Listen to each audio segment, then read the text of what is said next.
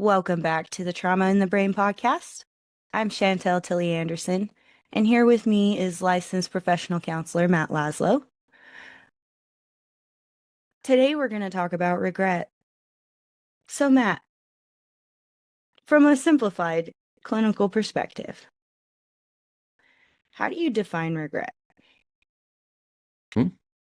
Yeah, it's a great starting point, and it's something that's got to be, I think, broken down because oftentimes what people call regret is actually guilt, shame, or other negative, bigger emotions. So I, I typically use Brene Brown's description of this. Regret is if I had it to do over again, I would do it different. Guilt is I did something wrong. Shame is I'm a bad person. So regret is interesting because it's something that we're going to have a lot of in our life. It's going to come up, right? Things that we didn't do that we could have done, wish we had done, and things that we did that we wish we had not. And sometimes the outcome of that being slightly inconvenient, sometimes it's a huge cost to us. The narratives behind regret are typically shoulda, woulda, couldas, which are irrational thoughts, which I believe we're going to define later more in depth. And so regret, I think at the simplest level is not good or bad, but it's what we do with it. So again, regret is either something that I wish I had done or something that I did that I wish I had not done. What is the difference between ordinary regret and trauma linked regret? So for this one, technically they could be the same, the application of regret to trauma, although it very quickly does change, it seems. The simplest thing that I look at is ordinary regret we may not care to take back. There's no current damage associated with it. I put in my notes, think Vegas. You go to Vegas with $100 that you plan to lose. You bet a couple of times. You go, oh, I wish I had put it on red instead. I wish I had played the blackjack tables more. But the $100 is gone. You never needed it. It was going to get spent somewhere, and so it doesn't affect you. You don't tend to ruminate on that. Trauma linked regret, oftentimes the event in my mind defines me or creates lasting damage. If I hadn't done this, then I wouldn't have addiction problems, then I wouldn't have panic attacks, then I wouldn't have nightmares. Or significantly worse, I'm a bad person because of that. I let it define me. Sexual trauma being the most common that for various reasons changes the way we psychologically or perceive ourselves. So it's what emotions, what experiences come with the regret. I wish I hadn't done this, and because I did, now there's unhealthy narratives behind it. So, in summary, there must be something wrong with me. Therefore, I'm responsible for what happened. So, by avoiding certain things, situations, places, or people, I can prevent it from happening in the future. I feel like that is both helpful and unhelpful for healing because, in one regard, it's important to acknowledge that we have learned something from the experience, so avoiding certain things for safety is a good thing. And then I'm going to jump right into this other thought because I know that you'll be able to keep up with me. So there's to unpack just right there. Um, I like to think of driving a car at really high speeds through all the emotions associated with what we're talking about because I totally hate spending time in shame, blame, or sadness. Makes me so uncomfortable. When we're zooming through our emotions, not processing experiences, or trying to avoid hurt, what kind of problematic behaviors are we creating, or how does it affect interpersonal functioning? Merry Christmas. I know that was a lot. Yeah, that was. I'll try to keep up. Uh, so a couple of different points that you jumped on there. The one that really jumped out in my brain is So I learned from this that I should avoid certain situations, people, things. The problem with that being that it's typically oversimplified. Traumatic misassociations. Simplest, most classic example might be I was hurt by a man, men are bad, right? And understandably so, especially at a young age. Your brain says, well, women have never treated me like this. Men are the only ones that have ever hurt me, so avoid them and everything will be fine. Obviously problematic because removing the stereotype, there are compassionate men, there are men that would care, there are men that would help intervene if involved. And so what presents as a protective thought process at some point starts to cut me off from healthy relationships. Now I go into sixth grade and there's a nice little boy who moves in across the street, but I can't be friends with him. I can't hang out with him because I don't trust him. He's not in any way, shape, or form involved in the harm and could be a potential good friendship. And then of course you add partners, potential partners down the road, and obviously we see it fall apart very quickly and become problematic for me to only engage in avoidance coping. Though the allure of avoidance coping is it absolutely does protect me.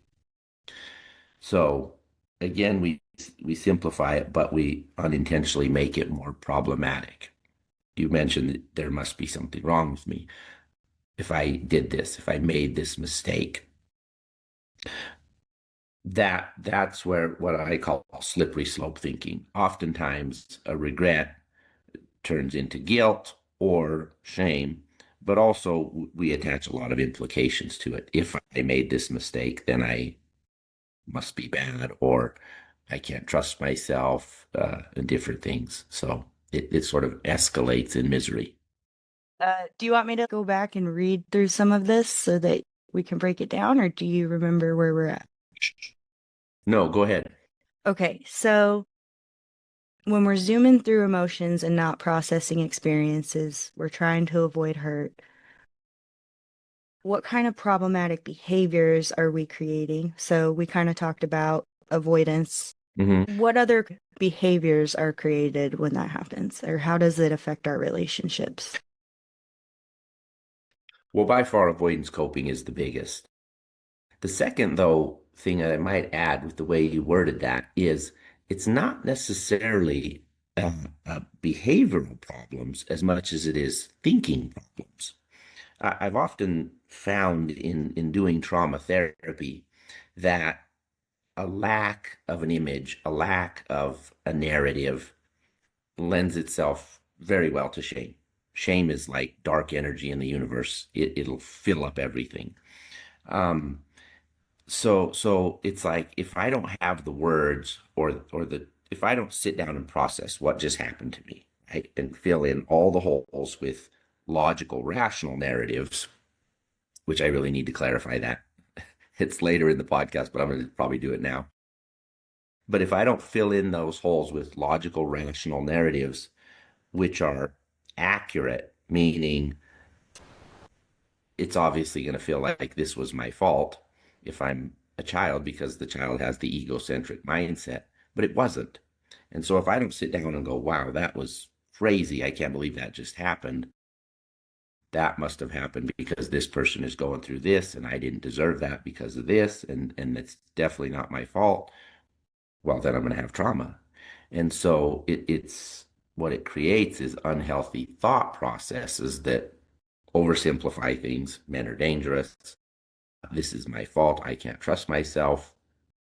There must be something wrong with me. And those go on to affect, those essentially create those core beliefs, which then affect cognitive structures, which then affect behaviors. So the behavior changes typically come much later, or gradually over time, which is why unfortunately, a lot of parents don't catch when their kids are physically, sexually abused because the behavior changes are small enough that maybe he or she is just going through a phase. Maybe they're just, hitting puberty. Maybe they're just being bullied at school. The behavioral changes are mild, though avoidance coping is big. So I think that, sudden withdrawal, pull away from everything, I think we should always keep an eye on. I've been to a place with regret where I almost felt like I deserved to be suffering for what happened. Why would my brain go to that?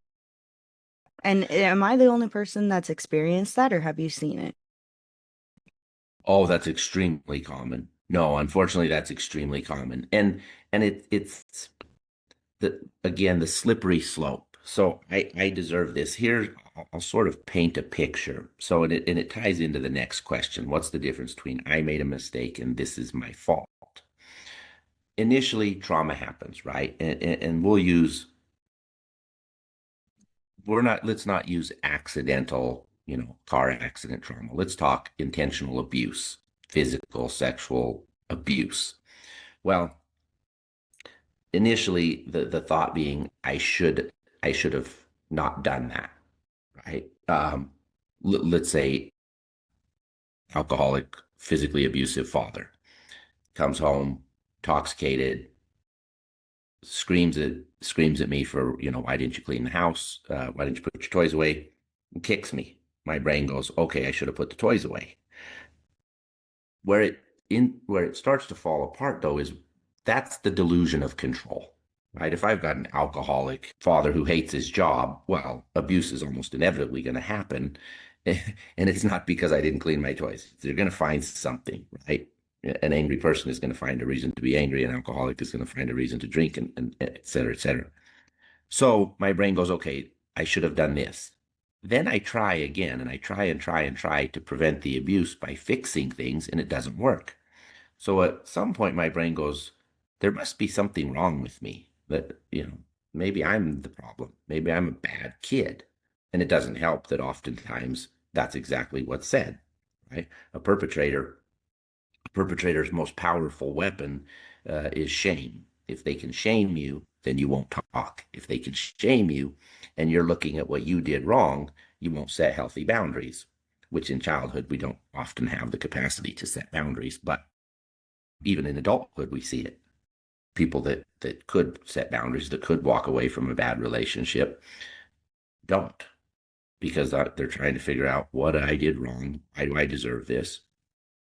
So if there must be something wrong with me, at some point there is something wrong with me. I am bad. Or one that's been coming up recently, interestingly enough, I've not had this as much as in recent times. I am evil. I That's the core belief. I am evil. And when that becomes my core belief, even at a deeply unconscious level, then I basically deserve every bad thing that happens to me. And maybe more. When something good happens, there's very little, if any, comfort or joy because you don't deserve this. You are going to lose this and maybe even suffer for having it. So yeah, the concept of what we deserve is something that has to get processed in trauma a lot. And by sometimes checking in with yourself, if you're doing some self-care work, why do I feel like I don't deserve this at a much bigger level than just, well, I didn't earn it. Who cares if I didn't earn it? I have had asked some patients recently to just kind of check in on is there unhealthy beliefs around what I deserve or don't deserve. And I say to them, if somebody came up to you and just said, "Hey, um, we I just felt like I wanted to bless you. I want to give you $1,000, no strings attached. Um, Here you go." What would you say? The number of people that are like, "No, I wouldn't take it. I wouldn't trust it." I'm like, and I kind of joke with them. I'm like, you know what I'd say? Thank you. Goodbye. Um, Out the door, right? No takesies, backsies. But if I truly believe, and it's not because I think I deserve it. Now I joke with people, the pendulum can swing the other way towards narcissism, and we don't want that either. But a gift is a gift, right? Sometimes in life, I get good things that I don't deserve. Unfortunately, the truth also is sometimes in life, I get things that I don't deserve, bad things. I tell people, being a trauma therapist has proved unequivocally to me that life is not fair. Um, I've never worked with somebody that I'm like, oh yeah, you deserve that. Never. It's just monumentally sad at times. But that monumentally sad is one of the things that drives us towards the regret, which becomes guilt and shame, which becomes the maybe there's something wrong with me because we want control. I put in this part of the note that what's the difference between I made a mistake and this is my fault. Well, I came up with something years ago that is mathematical equation, if you will. Blame equals control equals shame. If I can say, well, I shouldn't have done that, as long as I don't do that in the future, then I'll never ever be abused. That feels great. So I blame myself for the abuse because it gives me a sense of control, past and present. I could have prevented that if I had just done this. That feels good. But it inevitably comes with shame because it's like, well, wait, if that's true, then you allowed yourself to be sexually abused. You allowed yourself to be physically abused. You allowed it. I literally had a patient say recently, I allowed myself to be taken advantage of. Person was ripped off, criminal situation. And I said, that doesn't make sense. I said, that's a logical fallacy. You don't allow yourself to be ripped off or taken advantage of. They either took advantage of you or you just chose to give them the money. And then it's a gift. Well, I didn't do that. Okay, then you were ripped off. But we want that delusion. I call it the delusion of control because we never actually have it. So that's where it moves very quickly from regret to maybe there's something wrong with me. There is definitely something wrong with me. Regret becomes guilt, becomes shame. And then I feel like if it's repeated abuse, that just, you have so many of those experiences, those negative experiences to go off of. It just reconfirms it every time it happens, right? Yes, and I'm so happy you said that because that that little, I call it Freudian slip. It confirms it. It doesn't confirm it because you can only confirm that which is true. It affirms it, right? So a child says, I there, this must be my fault. There must be something wrong with me. And then mom gets mad and smacks me in the head as well. And so my brain goes, yeah, see, it is you. It's perceived as a confirmation. It's not. It's an affirmation. And I tell all my patients I'm pretty nitpicky when it comes to wording because you can't say this confirmed it because you're basically telling yourself it's true. It's. Brain just isn't wrapping around that. Like, Mhm. it feels icky. I don't know. It is because it's uncomfortable. Yeah. Because it's uncomfortable because your brain's saying, wait, like that which I thought was absolutely true isn't. No, it's not. You know, and I often tell people, here's why your brain does what it does. When we're talking about past trauma, for it sort of feels good for me to say you were not in control of that. That's not your fault. Right? Every survivor wants to hear that, though they don't instantly believe it. Where it gets again profoundly sad is what if somebody were to say that to you in the moment? Hey, you're in an abusive home because you don't have the capacity or wherewithal to call DCS because you don't even know DCS exists, and you feel like this is your fault, so you blame yourself, and you're not going to tell anybody. You are going to continue to be abused for the next 15 years. Nothing you can do about it. Well, the brain goes, no, that's unacceptable. I'll die. I can't have that. So what does it do? It says, I think you're wrong. I think it's me. I can fix this. I can make it okay. I just have to dot dot dot. And typically it's avoid and the fight, flight, or fawn, right? I have to fall all over myself, do everything right. never make a mistake. The second you start thinking that, well, there's the beginnings of an anxiety disorder, diagnosable, right?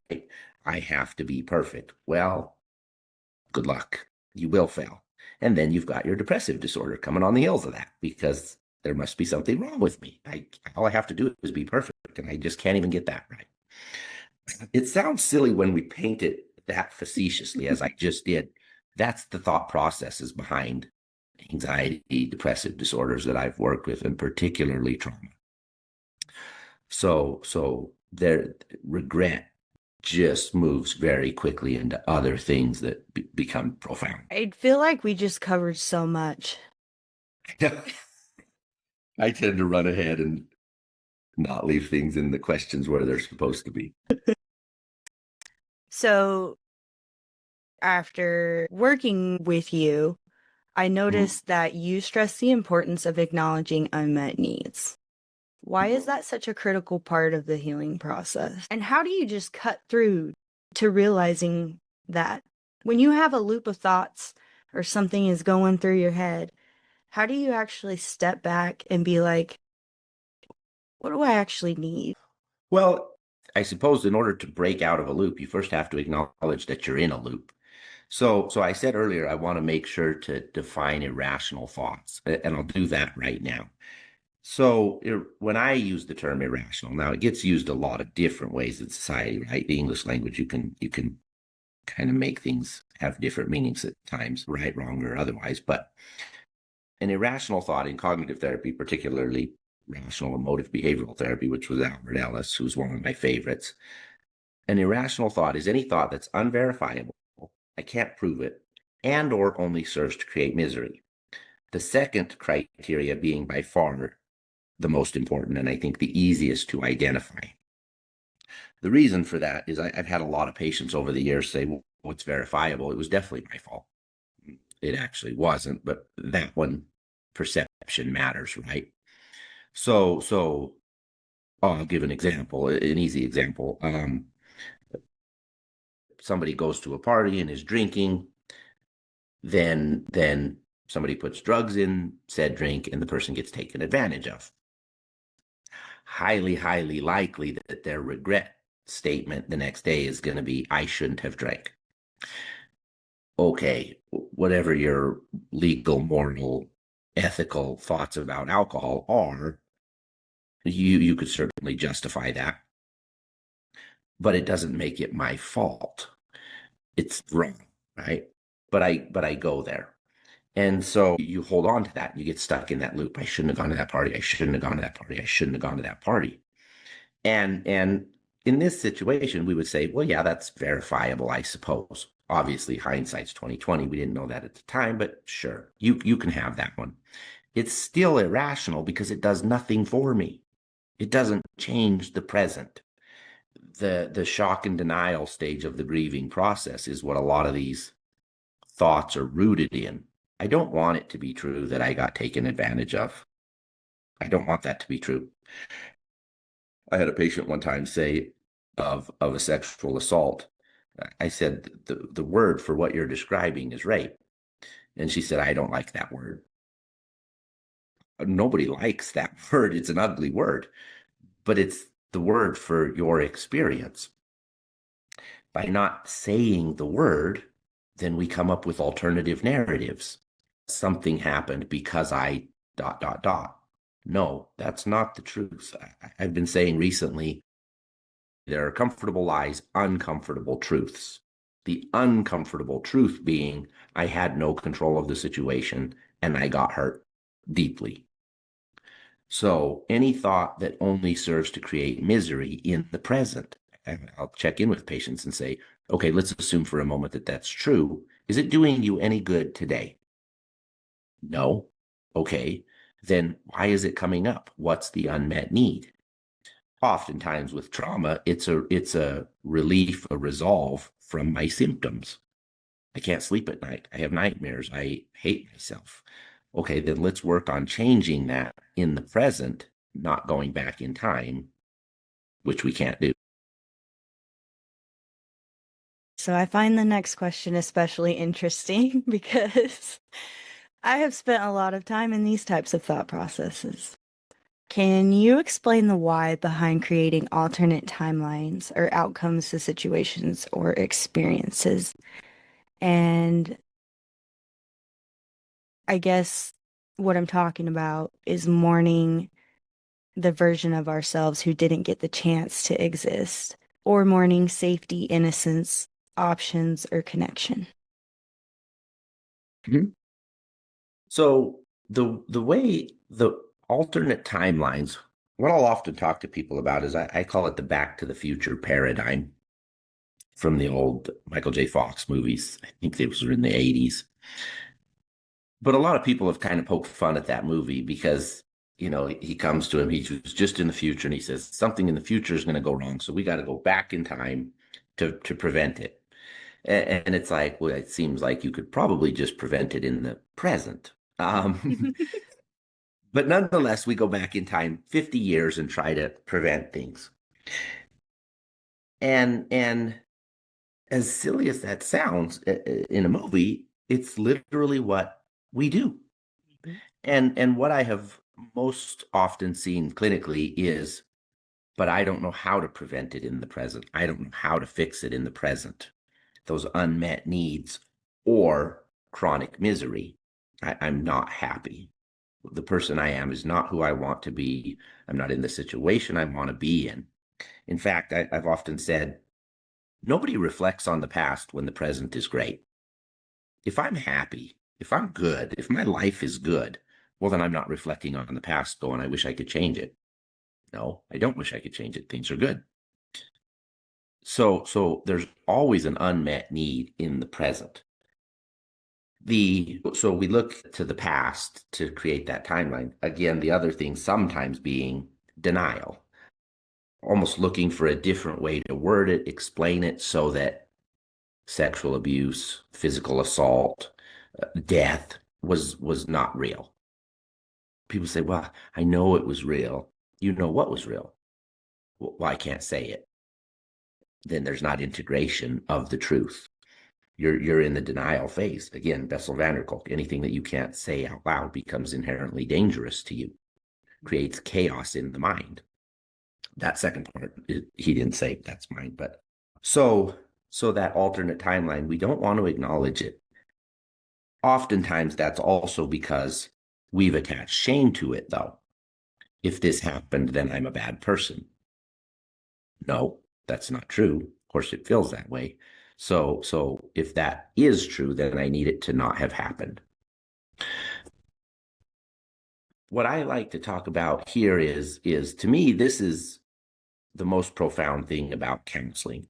I sort of put almost sacred piece of counseling, trying to help a person get their sense of self-value back, their voice back, and taking control of all aspects of their life in the present. Now, oftentimes counseling does not do any of that. And so it's like, well, there's not much value in it if it doesn't. That's what it needs to do. But oftentimes have the difficult task of saying to somebody, you won't find any of that in the past.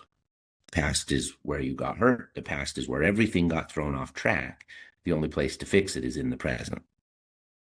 So it's tough. We validate it, and we do need to look at the past a lot of times because that's where those core beliefs came from. But it's not where we can change anything.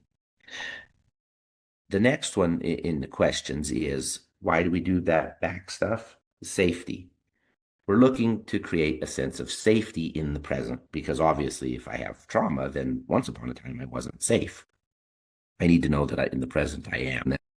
Okay, so I'm going to take a moment here and give you a second to pause to just think about everything we've talked about because I know we've covered a lot. And then beyond that, we're about to discuss some pretty heavy topics about sexual assault, sexual abuse. It lasts a couple minutes, and if that makes you uncomfortable, that's okay.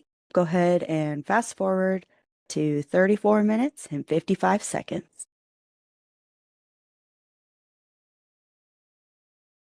Mourning the unrealized self. What does that Yes. The well, the unrealized self could look two ways. One is I'm never going to be able to get sober. Um, and so helplessness. But it's also potentially mourning something which was never lost. And this one gets real tricky. Innocence being one of the words.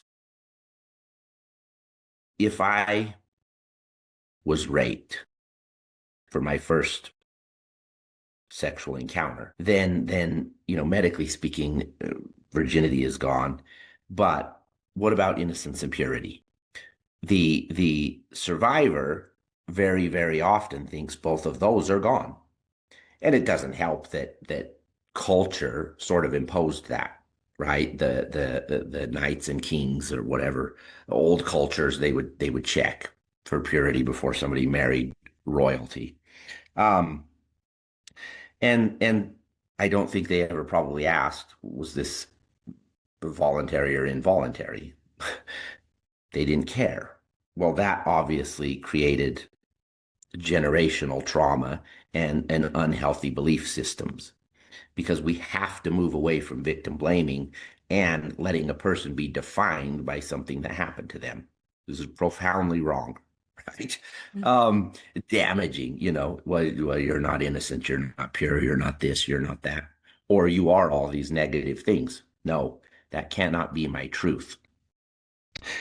It's a hard thing to wrestle with. I think you have to sit with a counselor or at least a spiritual leader, somebody, older and more mature to be like, these are the things that I feel. And to have somebody else say, I understand that it feels true. It is absolutely not true. So I listened to some of Elizabeth Smart's story. Do you know who she is? Sh You the one that got kidnapped? In Utah. Hmm. Yeah, yeah, yeah. And I remember, I don't know if it was in an interview or in a book, and I could be totally off. It could have just been a comment, but I remember thinking it was her that said this. It was like I was a used piece of bubble gum. It had already been chewed, Hmm. and nobody wants a used piece of bubble gum. No man wants a used piece of bubble gum. And,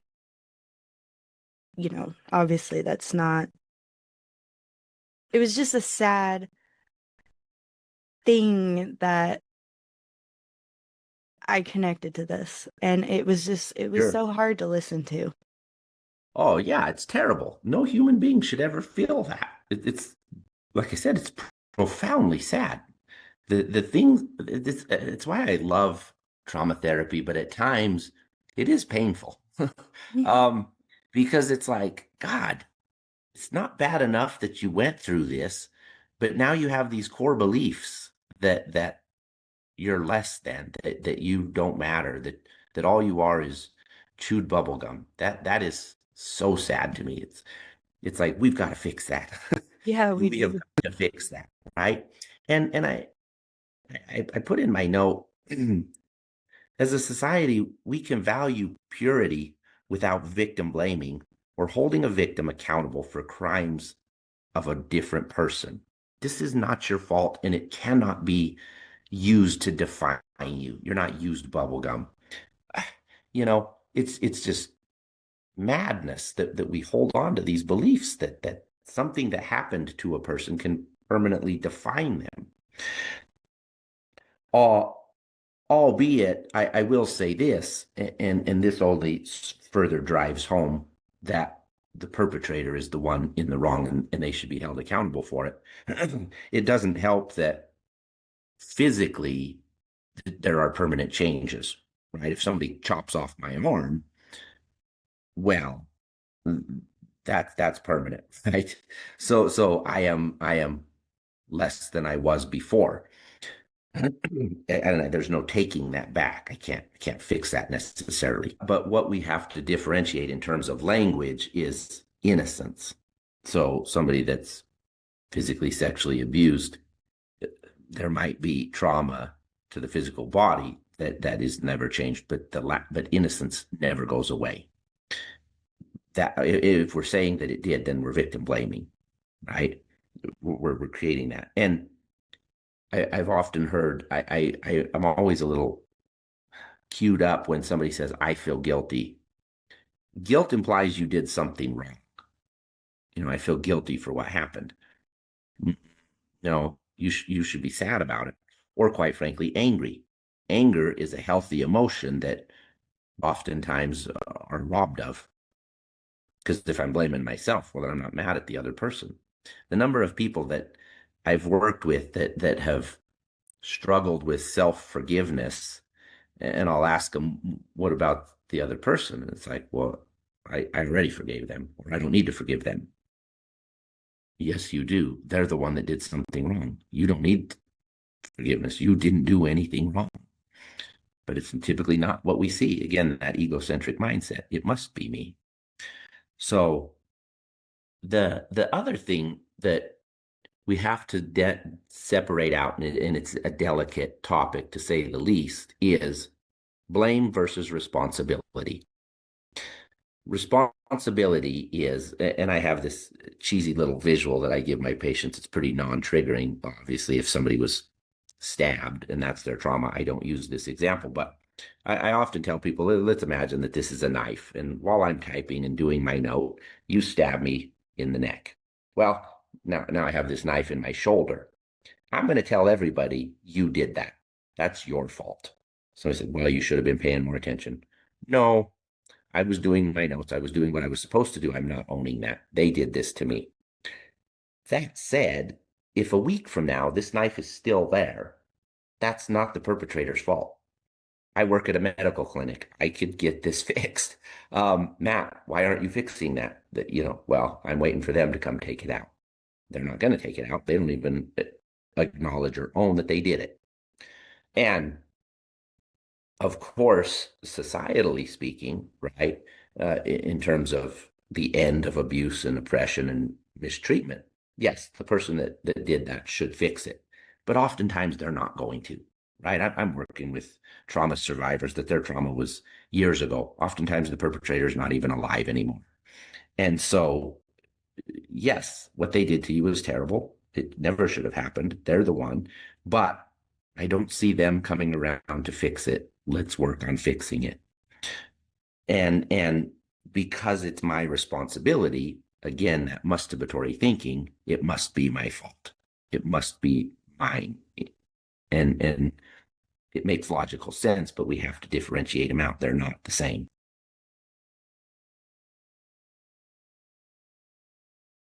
What practical steps help people move through trauma-rooted regret?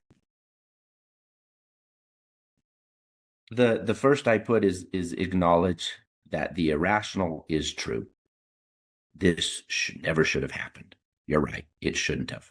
Because a lot of times we're too busy arguing with that back and forth, you know. And my last clinical director, mentor, a guy I loved, would say sometimes you just got to let people walk off the irrational pier. And it's like, let's just go down that road, right? Because somebody comes in and says something like, that was my fault. And as a therapist, we want to, people to feel better. So it's like, oh no, it wasn't your fault. Let's talk about that and challenge it. But he was much more philosophical and patient. And he could say, well, let's just go down that road. Let's assume that it was your fault.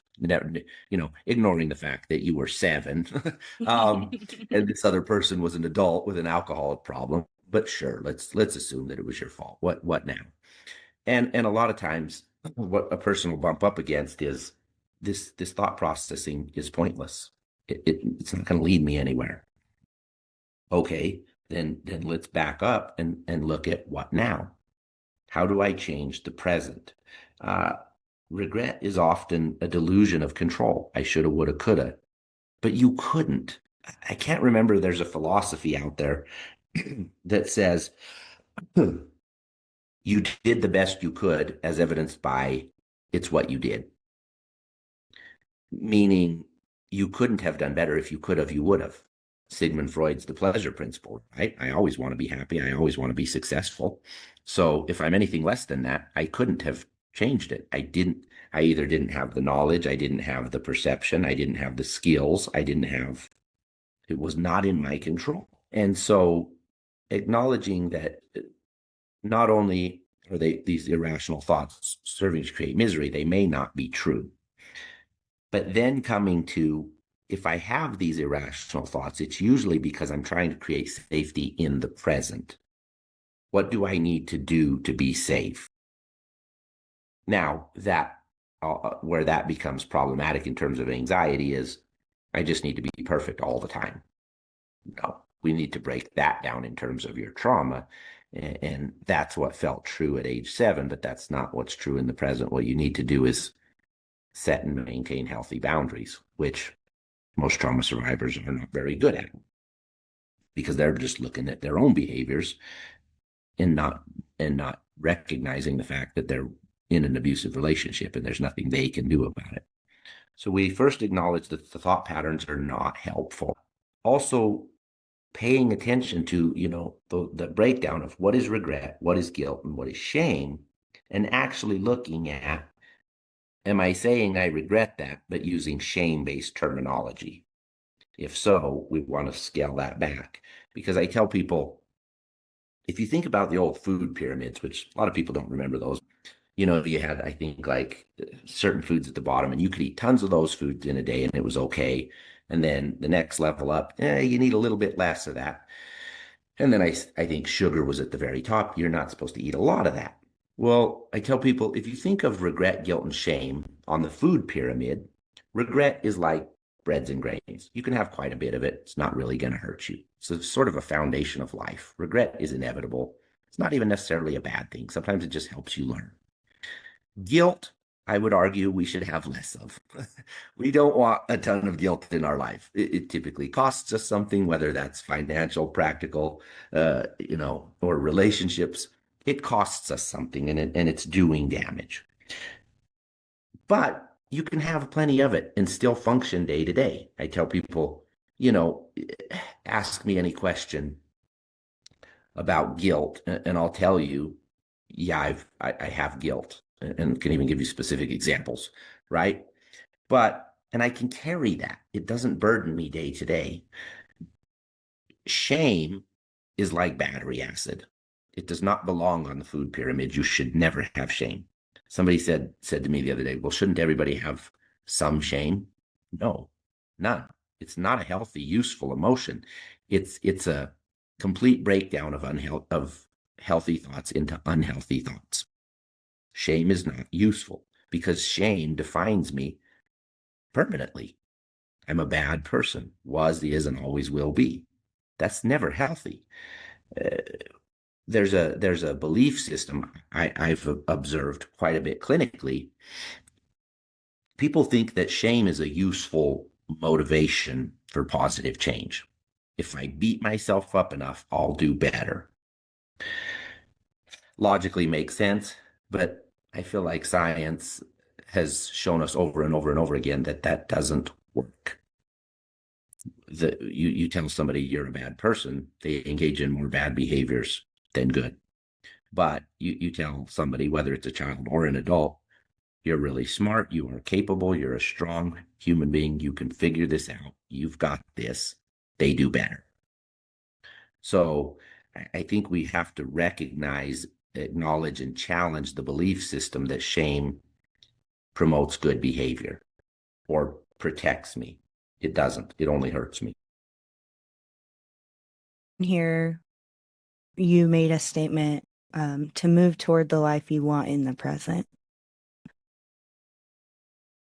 I really Yes. like the idea of shifting the focus to here and now. I remember in the past being so stuck in the past, it was like I didn't even know what was going on in day-to-day life. Mm-hmm.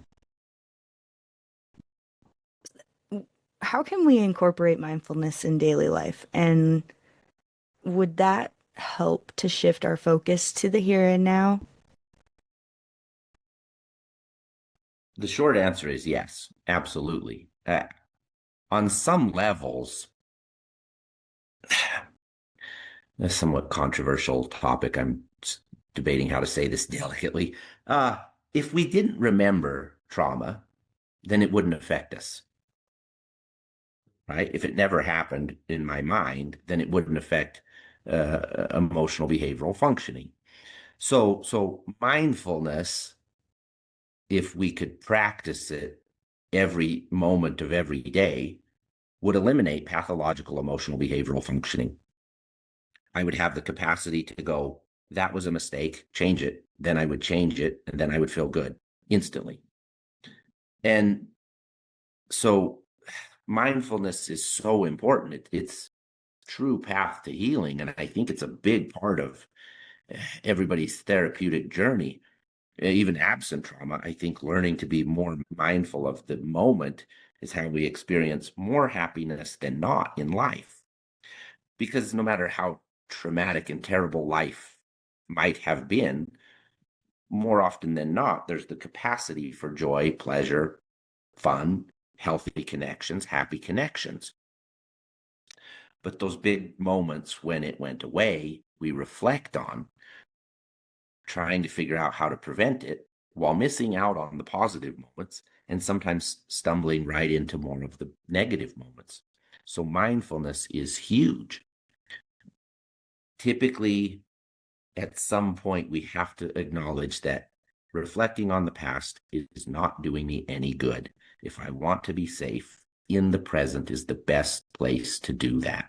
And I've got to get rid of some of these core beliefs that are now creating more harm than good.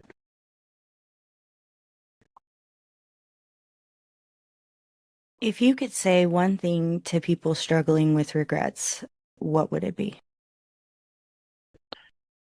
Well, looking to do more validation in my clinical practice and in my life, I would say I get it. It makes logical sense to reflect on the past. We've all been told things like, those that don't remember the past are bound to repeat it. So regret has potential benefits, but try to turn it into something in the present. What do I do with this information? And is it actually helpful? If it's creating guilt and shame, and that's the end result, it's not helpful. If it's become solution focused, moving me towards healthy relationships, not away, then it's useful. It's only helpful, useful, rational if it helps us change something in the present. You can make an irrational thought, a shoulda, woulda, coulda, rational by immediately adding something solution focused to it. I should have done this, so I am going to ... It's an easy way to break out of that cycle. I think William Glasser talked a lot about why is a circular reasoning question. What is a better question? What am I doing about this? The next thing I put is stop putting it all on yourself. Personal responsibility is a phenomenal trait to have.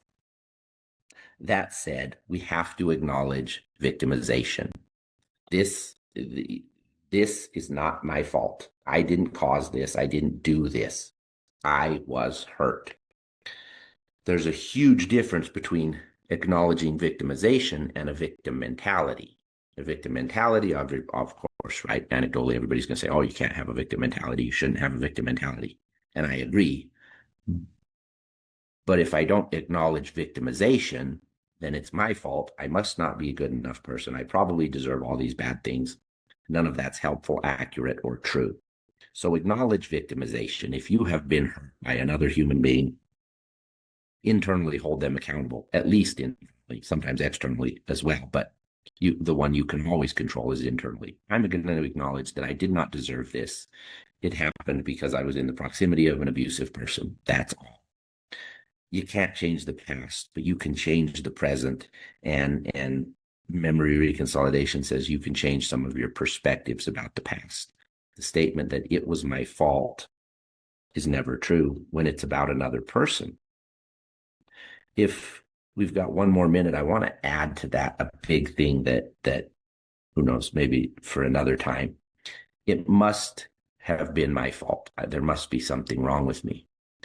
I love to talk to people about Albert Ellis had a quote, you don't make anybody feel anything except with a baseball bat. And he was talking about words, right? But I've sort of built on that. And I've started saying to some of my patients, that comes up a lot. When somebody was abused and says, well, it was my fault, I often say to them, without even hearing your story and having not been there, I can unequivocally guarantee beyond a shadow of a doubt it was not your fault. And I kind of always get a, funny eyebrow goes up, it seems somewhat narcissistic. Uh, but I tell people it's not, and here's why. It is a philosophical truth that I cannot make you do anything. If someone hurt me, they chose that. Now, maybe they were under the influence of alcohol, maybe they didn't have good coping skills, it doesn't matter. They did what they did. I can't make them. It's the delusion of control. I think if we lean very, very hard into that concept, we can eliminate irrational self-blame and shame. It's not my fault. I didn't make somebody hit me. Even if I called them a jerk, they still made a choice to punch me, right? Even if I went to a party and drank, they didn't have to hurt me. Even if I chose to be in that relationship, they didn't have to abuse me. They didn't have to cheat on me. They didn't have to do all the things they did. We are taking responsibility for the actions of others, and it leads to shame. It also leads to chronic fear and anxiety because now I have to prevent people from abusing me, but I can't. So, big thing to look at, give some thought to, as you're looking to move away from regret, particularly guilt and shame. Thank you for joining us on the Trauma in the Brain podcast. And thank you, Matt, as always, for being so awesome. So, our Trauma in the Brain website is up. It's not 100% perfect and working quite right yet, but it gives everybody an idea of what we're moving towards. So if you want to go check that out, it's www.traumainthebrain.com. You can also find our podcast streaming from there. You can find our podcast on YouTube, Spotify, and Apple Podcasts.